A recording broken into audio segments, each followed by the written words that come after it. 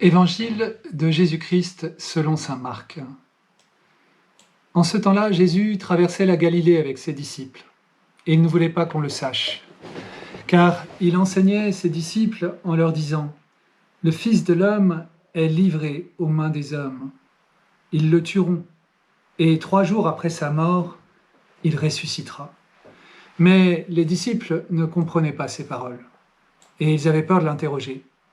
Ils arrivèrent à Capharnaüm, et une fois à la maison, Jésus leur demanda « De quoi discutiez-vous en chemin ?» Ils se taisaient, car en chemin, ils avaient discuté entre eux pour savoir qui était le plus grand. S'étant assis, Jésus appela les 12 et leur dit « Si quelqu'un veut être le premier, qu'il soit le dernier de tous et le serviteur de tous. » Prenant alors un enfant, il le plaça au milieu d'eux, l'embrassa et leur dit « Quiconque accueille en mon nom un enfant comme celui-ci, c'est moi qui l'accueille. Et celui qui m'accueille, ce n'est pas moi qui l'accueille, mais celui qui m'a envoyé. » Acclamons la parole de Dieu. Louange à toi, Seigneur Jésus. Vous serez vraiment grand dans l'amour, dans la mesure où vous êtes petit. Quand Jésus invite ses disciples à une attitude essentielle, soyons sûrs qu'il est le premier à la vivre. Si nous cherchons un exemple, regardons d'abord Jésus vivre cet appel. En effet, Jésus, le premier, accueille chacun de nous comme l'enfant du Père. Il est le visage, l'icône, la parfaite image du Père. Il nous accueille chacun, et en lui, nous recevons cette parole d'adoption en Jésus. « Tu es mon Fils bien-aimé. En toi, je trouve ma joie. En toi, je mets tout mon amour. Je suis cet enfant fragile et vulnérable que Dieu accueille. Tu es cet enfant fragile et vulnérable que Dieu accueille, que Dieu vient rejoindre et chérir en Jésus. Il est bon de se laisser d'abord toucher au plus intime par cette vérité avant d'aller plus loin. Quand Jésus, au soir de sa passion, lave les pieds de ses disciples, il se fait tout petit pour rejoindre le petit que je suis. Quand Jésus veut faire découvrir le cœur du Père, il raconte l'histoire du Père prodigue, dont le Fils est parti au loin dilapider son héritage.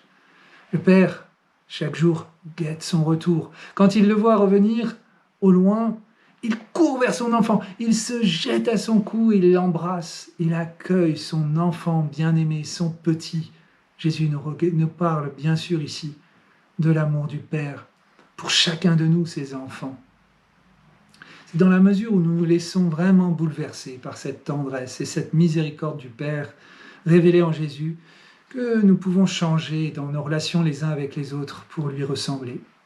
Jésus nous invite justement à convertir nos regards sur nos frères et à adopter le même regard de tendresse et de miséricorde pour accueillir l'autre dans sa fragilité, dans ses blessures, dans ses péchés. Non pas comme le grand qui regarde les autres de haut et comme un petit avec des petits. Quiconque accueille un enfant comme celui-ci, c'est moi qui l'accueille. Cet enfant symbolise toute personne en fragilité que je rencontre dans ma vie. C'est non seulement une personne en situation de pauvreté manifeste, ou de maladie, ou de handicap, mais c'est toute personne que je rencontre, tous mes frères et mes sœurs en humanité. Dans la petite fraternité que vous formez, dans nos partages fraternels, nous sommes appelés à vivre cet accueil dans l'esprit de Jésus.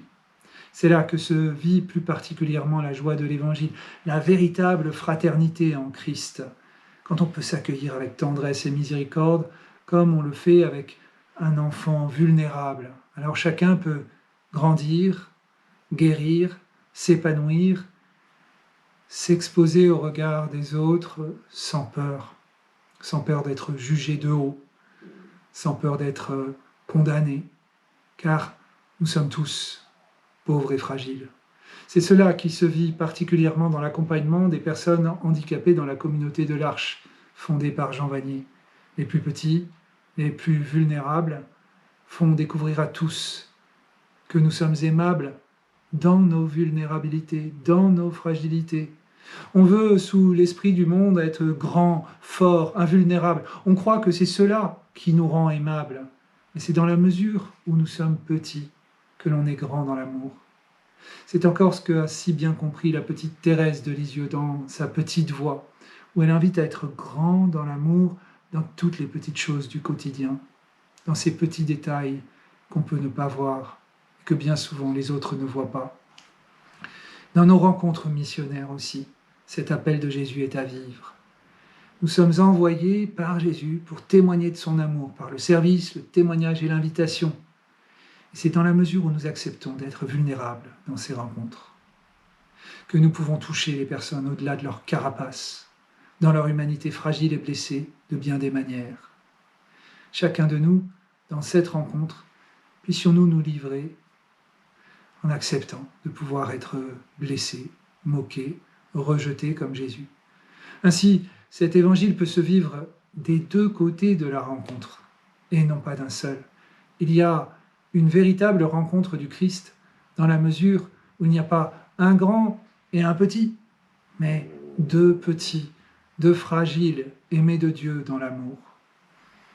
Je vous propose de partager justement sur quand est-ce que dans ma vie j'ai vécu quelque chose de cette bonne nouvelle de Jésus qui nous invite à la fraternité des petits et bien-aimés de Dieu. Bon partage!